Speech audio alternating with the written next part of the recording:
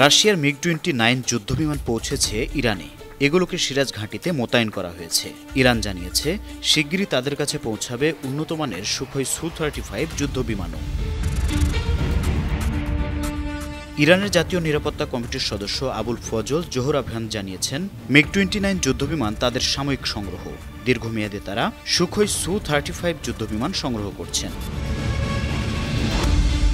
তিনি জানিয়েছেন, চীনের তৈরি HQ-9 যুদ্ধবিমান প্রতিরক্ষা ব্যবস্থা এবং রাশিয়ার S-400 প্রতিরক্ষা ব্যবস্থাও জোগাড় করছে ইরান। রাশিয়া এবং চীনের কাছ থেকে এগুলো সংগ্রহ করা হবে।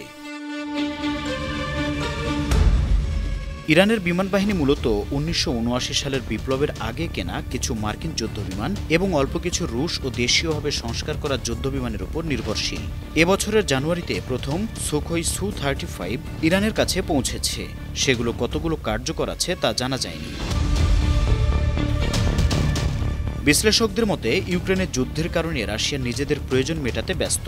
এ কারণে ইরানের চাহিদা অনুযায়ী 50টি বিমানের সরবরাহ বাধাগ্রস্ত হতে পারে। এদিকে ইসরায়েলি হামলায় ধ্বংস হয়েছে ইরানের শেষ S-300 প্রতিরক্ষা ব্যবস্থা। 2016 সালে রাশিয়ার কাছ থেকে 4টি S-300 ব্যাটালিয়ন সংগ্রহ করেছিল তেহরান।